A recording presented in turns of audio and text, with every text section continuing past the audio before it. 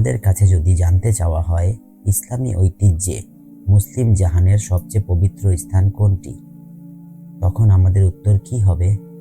অবশ্যই উত্তরটি হবে পবিত্র কাবা শরীফ। আর জীবনের অপর নাম যদি পানি হয়, তবে সবচেয়ে পবিত্র উত্তম পানি কোথায় রয়েছে, এর উত্তরে আমরা কি বলবো? এখানেও আমরা নিশ্চয়ই বলবো অলৌকিক জমজম কূপের পানি। কি আছে এই জমজম কূপের পানিতে?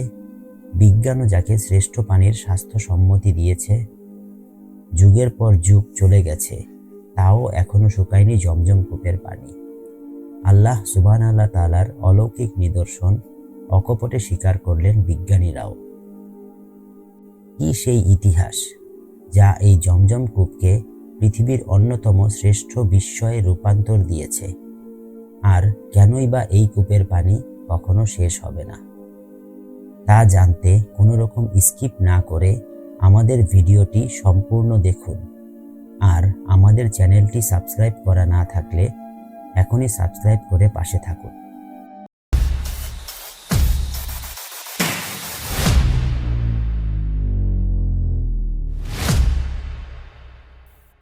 পবিত্র মক্কা নগরীর মসজিদুল হারামের ভেতরে অবস্থিত প্রসিদ্ধ পানির কূপ জমজম, কাবা শরীফ থেকে যার অবস্থান ঠিক 20 মিটার অর্থাৎ 66 ফুট পূর্বে। হাদিসে এই পানির অশেষ কল্যাণ ও বরকতের কথা উল্লেখ রয়েছে। রাসূলুল্লাহ সাল্লাল্লাহু আলাইহি ওয়াসাল্লামের এক হাদিস মতে, ভূপৃষ্ঠের সবচেয়ে উৎকৃষ্ট ও কল্যাণকর পানি জমজম কূপের পানি।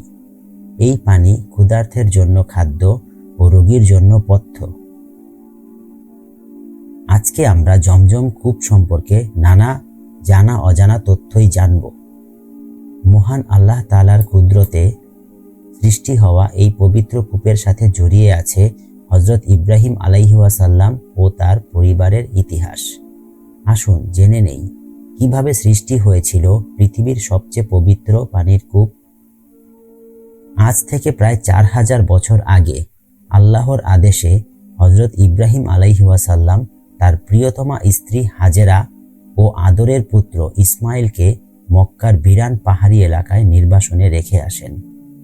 এরপর তিনি সিরিয়া প্রত্যাবর্তন করেন। যাওয়ার পূর্বে তিনি কেবল এক মশক পানি এবং কিছু খেজুর তাদের কাছে রেখে যান। ফলে মক্কার বালুময় প্রান্তরে একাকী বসবাস শুরু করতে থাকেন মা হাজেরা আলাইহি ওয়াসাল্লাম ও তার শিশু সন্তান ইসমাইল।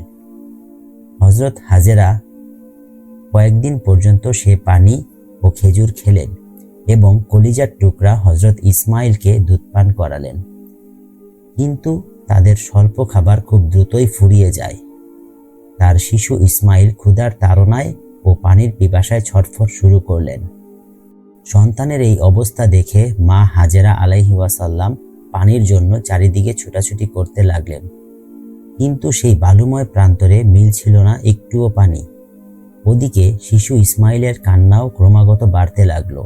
এদিকে অসহায় মা হাজেরা আলাইহি ওয়াসাল্লাম সাফা ও মারওয়া পাহাড়ের মাঝখানে ছোটাছুটি করতে লাগলেন। 7 বার করে সাফা ও মারওয়া পাহাড়ে ছোটাছুটি করলেন হাজেরা আলাইহি ওয়াসাল্লাম। এবং এখান থেকেই মুসলিমদের হজের সময় সাফা ও মারওয়া পাহাড়ে দৌড়াদৌড়ি করার আনুষ্ঠানিকতা স্থান পেয়েছে। চারিদিকে কোথাও পানি না পেয়ে অসহায় হাজেরা মহান আল্লাহর কাছে সাহায্য চাইলেন। মহান আল্লাহ তাআলা হাজেরা আলাইহি ওয়াসাল্লামের দোয়া কবুল করলেন। মা হাজেরা ফিরে গিয়ে দেখেন আল্লাহর কুদরতে তার শিশু পুত্রের পায়ের আঘাতে একটি পানির ফোয়ারা জেগে উঠেছে। পানির ফোয়ারা দেখে মা হাজেরা আলাইহি ওয়াসাল্লাম আল্লাহর কাছে শুকরিয়া আদায় করলেন। এরপর মা হাজেরা পানির চারিদিকে বাদ দিয়ে বললেন জামজাম, অর্থাৎ থেমে যাও। হযরত হাজেরার উচ্চারিত সে শব্দেই পৃথিবীর সবচাইতে পবিত্র এই কূপের নাম হয়ে যায় জমজম। পরবর্তীতে জুবহাম নামক গোত্রের লোকেরা জমজম কূপের নিয়ন্ত্রণ লাভ করে। জুবহাম গোত্রের লোকেরা হযরত হাজেরা আলাইহি ওয়াসাল্লামের সঙ্গে চুক্তি সাপেক্ষে জমজম কূপের পানি পান করত। তবে কালক্রমে তারা মক্কা ঘরের পবিত্র মালামাল লুণ্ঠন ও চুরি করা এবং নানান পাপাচারে লিপ্ত হয়েছিল। ফলে আল্লাহ তাআলার হুকুমে একসময় জমজম কূপের পানি শুকিয়ে যায়। পরবর্তীতে সংস্কারের অভাবে জমজম কূপের স্থানটি ভরাট হয়ে যায়, আর মানুষ এই কূপের বরকত ও কল্যাণ থেকে বঞ্চিত হয়। এরপর জমজম কূপ পুনরুদ্ধার করেন হযরত মুহাম্মদ সাল্লাল্লাহু আলাইহি ওয়াসাল্লামের দাদা আব্দুল মুত্তালিব।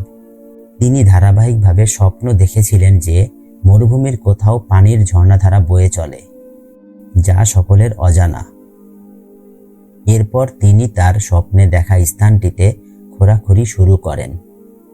এইভাবে মরুভূমিতে পানি খোঁজাখুঁজি করতে দেখে অনেকেই তাকে নিয়ে উপহাস করেন, কিন্তু আব্দুল মুত্তালিব খোঁড়াখুঁড়ি চালিয়ে যান এবং একসময়ে পানির ধারা খুঁজে পান। পরবর্তীতে হজ যাত্রীদের জন্য পানি পান করার ব্যবস্থা করেন আব্দুল মুত্তালিব। জমজম কূপের ইতিহাস তো জানা হলো, চলুন এবার জেনে নেওয়া যাক কি আছে এই জমজমের পানিতে, যে কারণে বিজ্ঞানও একে শ্রেষ্ঠ পানির স্বাস্থ্য সম্মতি দিয়েছে। 51 ফুট গভীর এই জমজম কূপটি বর্তমানে কাবা শরীফ চত্বরে আর দেখা যায় না। 2010 সালে মক্কার কাদাই এলাকায় জমজমের পানি সরবরাহ করার জন্য বিশাল এক প্রকল্প তৈরি করা হয়।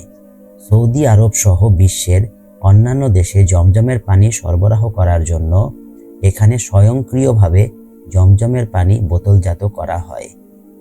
বর্তমানে এখান থেকে প্রতিদিন 1,50,000 লিটার পানি সরবরাহ করা হয়, কিন্তু হজের সময় এই পরিমাণ গিয়ে দাঁড়ায় 4 লক্ষ লিটার। জমজম কূপের গভীরতা মাত্র 101 ফুট, আর মাত্র 10 ফুট নিচেই পানির স্তর পাওয়া যায়।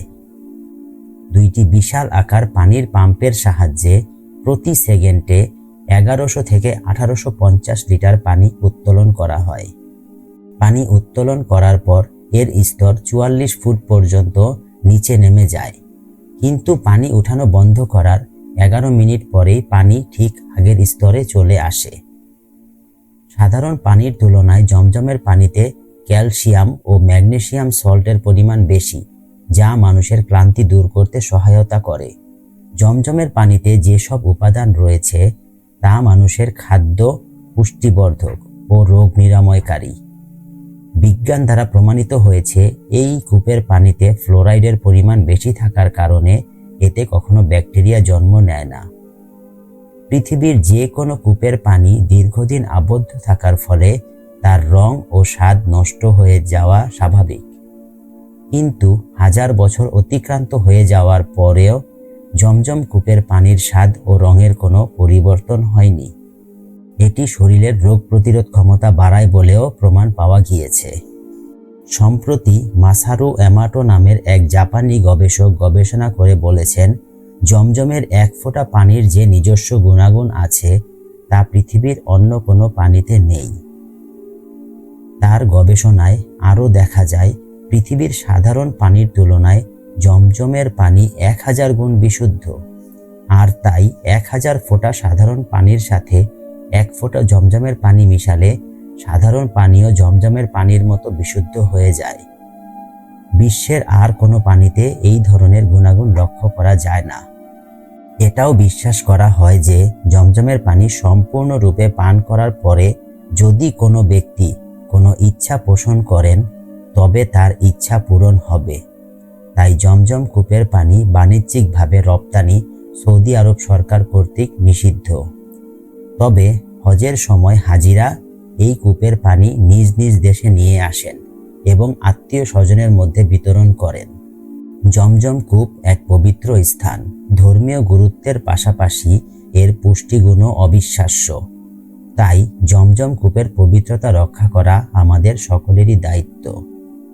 বিশ্বের নানা প্রান্তে ছড়িয়ে থাকা জানা অজানা এমন তথ্য জানতে আমাদের চ্যানেলটি সাবস্ক্রাইব করুন।